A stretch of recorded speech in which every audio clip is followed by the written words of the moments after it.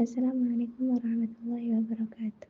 Hai semuanya, di video kali ini saya akan mempresentasikan hasil resume saya terkait kajian 10 jurnal yang membahas materi tentang etika Islam dalam perspektif filsafat akhlak. Langsung menuju ke jurnal yang pertama, yaitu mengenal etika dalam perspektif filsafat Islam, Rahmat Al-Qadhafi. Membahas konsep etika dalam tradisi filsafat Islam serta bagaimana para filsuf muslim memformulasikannya. Yang kedua, dimensi akhlak dalam filsafat Islam, Rashad Rashad menguraikan perkembangan dan fondasi akhlak dalam pemikiran filsuf klasik Islam seperti Al-Farabi, Ibnu Sina, Ibnu Miskawayh, dan Al-Ghazali. Yang ketiga, etika dalam Islam, telaah kritis terhadap pemikiran Ibnu Miskawayh, Rusbian Effendi, menelaah secara kritis apakah karya Ibnu Miskawayh termasuk etika filosofis atau moralistik berbasis tradisi. Yang keempat, akhlak dan etika, Muhammad Faizan menguraikan perbedaan konsep antara akhlak dan etika, menekankan akhlak bersumber dari wahyu sedangkan etika dari rasio. Yang kelima yaitu akhlak, moral, dan etika perspektif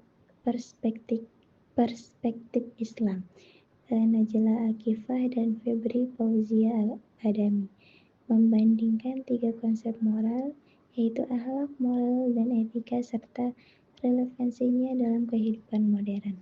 Yang keenam, filsafat akhlak dalam pemikiran etika kontemporer, Munawir Haris menghubungkan etika kontemporer dengan nilai-nilai akhlak Islam, menunjukkan upaya integrasi. Selanjutnya, ilmu akhlak sebagai penjaga hati dan tindakan, Siti Balkis Fadilah menjelaskan bagaimana ilmu akhlak menjadi pedoman moral dalam kehidupan sehari-hari umat muslim. Yang kedelapan yaitu etika pegawai kantor dalam perspektif Islam, Rahmawati Faheza Harahap menerapkan nilai-nilai akhlak Islam pada etika kerja dan profesionalisme. Jurnal yang ke-9 yaitu analisis pemikiran Ibnu Miskawayh dalam perspektif filsafat moral, Rahmadani Akbar dan Rahmat Al-Qadhafi mengkaji pemikiran akhlak Ibnu Miskawayh dalam konteks pendidikan karakter modern. Jurnal yang terakhir yaitu filsafat akhlak dalam pemikiran kontemporer, W. Widianti menjelaskan relevansi filsafat akhlak dalam tantangan zaman modern, integrasi spiritual dan rasionalitas. 10 jurnal Al-Qadhafi versus Rashad. Al-Qadhafi membahas etika Islam secara umum, sedangkan Rashad fokus pada perkembangan akhlak menurut para filsuf klasik. Kemudian Effendi mengkritisi apakah pemikiran Ibnu Miskawayh benar-benar etika filosofis, sedangkan Akbar dan Al-Qadhafi menyoroti relevansi pemikiran Miskawayh untuk pendidikan modern. Faizin hanya membedakan akhlak dan etika, sedangkan Akifah dan Adami membedakan akhlak, moral, etika sekaligus dengan penerapan kontemporer. Kemudian Haris membahas integrasi akhlak Islam dengan etika modern. Widiawati lebih menekankan filsafat akhlak dalam konteks tantangan zaman sekarang. Selanjutnya Fadilah fokus pada akhlak dalam kehidupan pribadi dan pembentukan hati.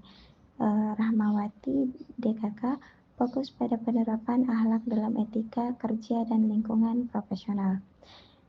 Artikel filosofis versus aplikatif.